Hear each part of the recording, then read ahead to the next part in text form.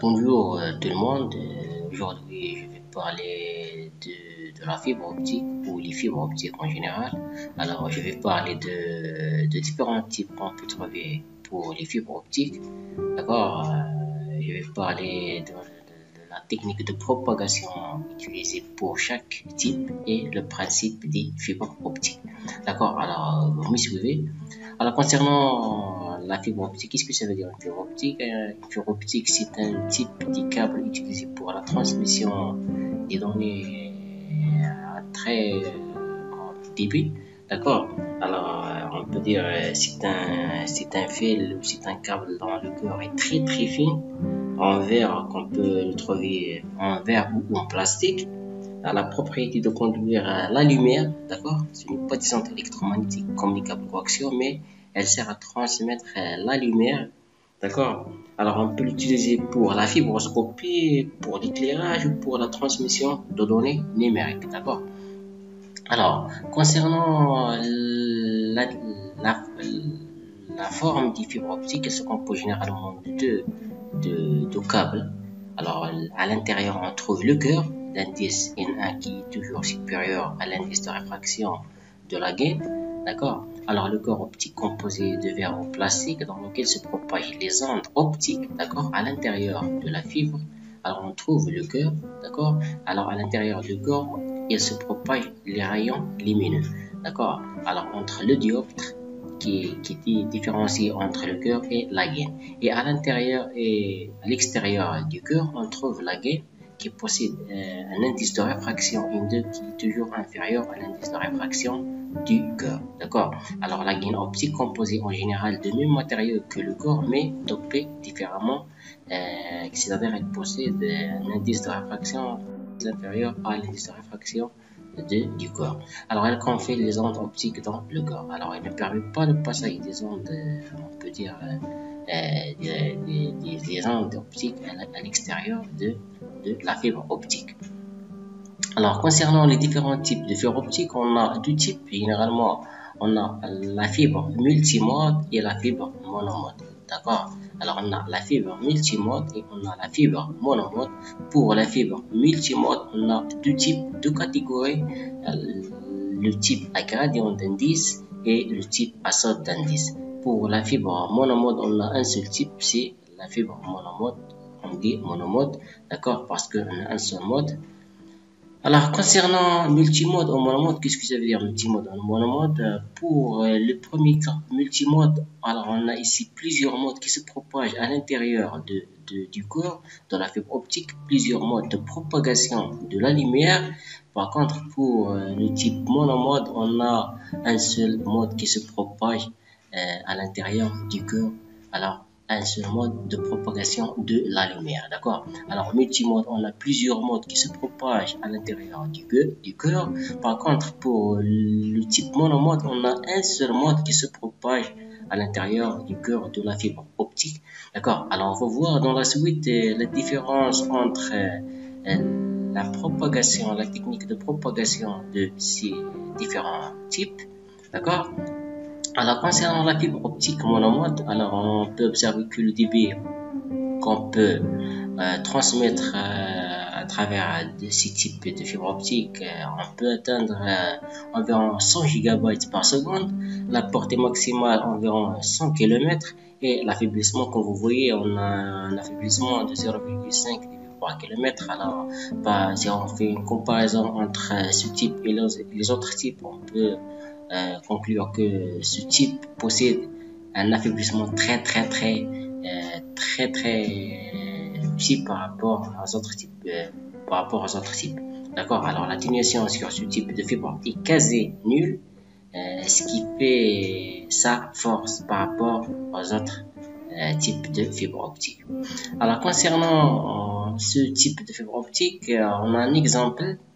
D'accord? Alors, on a le cœur en couleur gris foncé et on a la gaine en couleur gris clair. D'accord? Alors, toujours l'indice de réfraction du cœur, c'est très supérieur à l'indice de réfraction de la gaine.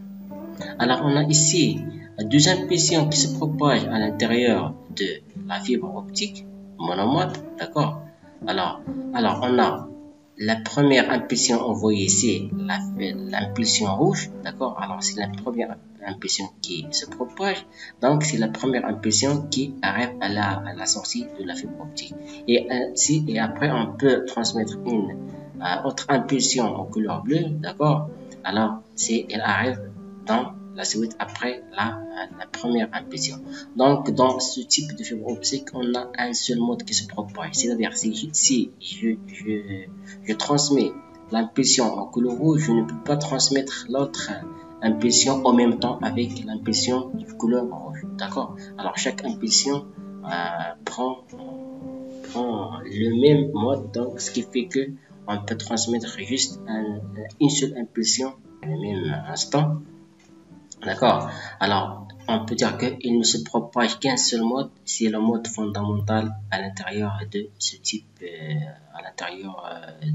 de fibre optique monomode. Concernant les fibres optiques multimodes, alors on a deux types, comme j'ai dit précédemment, on a les fibres optiques à saut d'indice et on a les fibres optiques à gradient d'indice. Alors la différence entre ces deux types, alors on voit que pour la fibre optique à saut d'indice, on a un seul, on peut dire une seule couche entre la gaine et le cœur. Par contre, pour le type fibre à gradient d'indice, alors entre le cœur et la gaine, on a plusieurs couches qui possèdent différents indices de réfraction. Alors, pour la fibre optique à saut d'indice, alors quand vous voyez le débit maximal, c'est environ de 100 MB par seconde. Alors, c'est très inférieur que le cas de la fibre optique monomode. La portée maximale, c'est 2 km. Alors, toujours serait inférieur par rapport au type monomode. Et l'affaiblissement ou l'atténuation, c'est très élevé, c'est débit par kilomètre, c'est très élevé par rapport à notre premier cas de la fibre optique monomode. Alors aussi, on a une atténuation du signal très importante.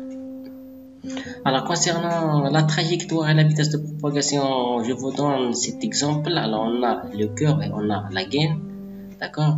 Alors on a l'indice de réfraction N2, c'est l'indice de réfraction de la gaine, et on a l'indice de réfraction N1, c'est l'indice de réfraction du cœur. Alors on a ici le premier rayon lumineux qui se propage, le deuxième rayon lumineux qui se propage, et on a le troisième rayon lumineux qui se propage. D'accord? Alors on a 3 rayons lumineux. Alors les rayons guidés qui se propagent dans ce type de fibre optique multimode à saut d'indice parcourent des trajectoires différentes avec des vitesses identiques. Alors on a la propagation du rayon se fait avec la même vitesse pour les différents rayons qui se propagent à l'intérieur du corps. Ce qui fait que le rayon qui prend la distance la plus courte, il sort dans si on transmet 3 impulsions par exemple en même temps, alors la fibre ou le rayon qui prend la trajectoire la plus courte, alors elle sort la première. D'accord? Alors exemple d'une fibre optique à saut d'indice. Alors on a ici l'indice de réfraction N1 et N2 du corps et de la gaine successivement. Alors j'ai 3 impulsions, d'accord? 3 impulsions. Alors chaque impulsion prend une trajectoire. Alors à la sortie, j'observe qu'on a un étalement et une atténuation. L'atténuation au niveau de l'amplitude de la fibre, plutôt de l'impulsion, et l'étalement c'est l'élargissement de le temps, on peut dire le temps, la durée qui prend l'impulsion. Alors à l'entrée, on a des impulsions à bande étroite. À la sortie, on a des impulsions à bande large, ce qui fait qu'on a un étalement temporel, plus l'atténuation si on parle de l'amplitude. Alors concernant la fibre à gradient d'indice, alors le débit c'est environ de 1 GB, c'est un peu supérieur par rapport à l'indice, par rapport à la fibre optique à saut d'indice. La portée maximale c'est environ 2 km, presque la même chose pour la fibre optique à saut d'indice. Et l'affaiblissement toujours début par kilomètre, c'est la même chose pour la fibre optique à saut d'indice. Alors, structure d'une fibre optique à gradient d'indice, si vous observez bien, on a le cœur de la fibre se compose de plusieurs couches. D'accord? Chaque couche possède un indice de réfraction. Alors, on peut dire que l'indice de réfraction N1 est toujours supérieur à l'indice de réfraction de N1 plus I, plus 1, plus 2, plus 3 jusqu'à N2. Ce qui fait que l'indice de réfraction N2 est toujours inférieur à l'indice de réfraction du cœur. D'accord? Alors, on va voir ici un exemple de rayonnement, de la propagation du rayonnement. Alors, on a ici alors on a à l'entrée un signal d'excitation, un rayon lumineux. Alors, à chaque dioptre, c'est-à-dire si la propagation, le passage du rayon de la couche N1 jusqu'à N1 plus 1, alors on a toujours une inclinisation. D'accord? Alors, on a on peut dire une transmission entre la première couche vers la deuxième couche, mais toujours on a une inclinisation du rayon lumineux. Alors quand elle arrive au dioptre, elle fait une réflexion vers le cœur. D'accord? Alors il fait des arcs. La transmission ici du rayon lumineux se fait à travers des arcs. Ce n'est pas comme le cas de Sotan-10, il fait des réflexions triangulaires, mais pour la fibre optique multimode à gradient d'indice, le rayon lumineux fait une transmission sous forme des arcs. On va voir comment. Alors, c'est un exemple ici dans le cas général. Voilà. Alors, on a des arcs. Le rayon lumineux fait des arcs pour arriver à la sortie de la fibre optique. Alors, on a ici 3 rayons lumineux, 4 rayons lumineux. D'accord? On a 4 rayons lumineux. Alors, chaque rayon lumineux fait un arc ou des arcs pour atteindre la sortie de la fibre optique. C'est ça la différence entre la fibre optique à gradient d'indice et à sorte d'indice. La fibre optique à sorte d'indice, le rayon fait des propagations sous forme triangulaire. Par contre, pour la fibre optique à gradient d'indice, le rayon lumineux fait une trajectoire sous forme des arcs pour arriver à la sortie de la fibre optique. Alors, le principe de la fibre optique à gradient d'indice, consiste à accélérer les rayons lumineux qui parcourent les plus grandes distances et décélérer ceux qui parcourent les plus petites distances. Ce qui fait que si on excite la fibre optique par 3 rayons lumineux à l'entrée, on peut dire au même instant, alors les mêmes rayons lumineux sortent au même instant à la sortie de la fibre optique. D'accord? Alors, si on excite la fibre optique au même instant, alors à la sortie, on trouve les rayons lumineux au même instant de sortie. D'accord? Ce n'est pas comme le cas de la fibre optique à sorte d'indice. D'accord? Alors, un exemple de propagation. Alors, on a 3 impulsions à l'entrée. Voilà. Alors, chaque rayon lumineux prend un chemin, une trajectoire, d'accord, pour sortir de la fibre optique. Alors, à la sortie, on trouve que les impulsions sont reçues au même instant, d'accord, le même instant. Si j'excite la fibre optique au même instant, à la sortie, je trouve les 3 impulsions au même instant. Chaque rayon prend un chemin, mais le rayon qui prend le chemin le plus grand, elle se propage à une vitesse très élevée par rapport aux autres rayons lumineux. Alors, c'est la fin de cette vidéo. Si vous avez des questions, si vous avez quelque chose n'est pas clair, n'est pas évident dans les fibres optiques, vous pouvez nous contacter sur notre chaîne Facebook ou notre chaîne YouTube. Alors, dans cette vidéo, j'ai parlé juste de la différence entre fibre optique monomode et multimode.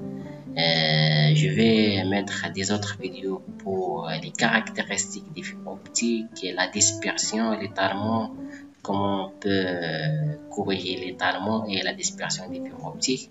D'accord? Alors, à bientôt.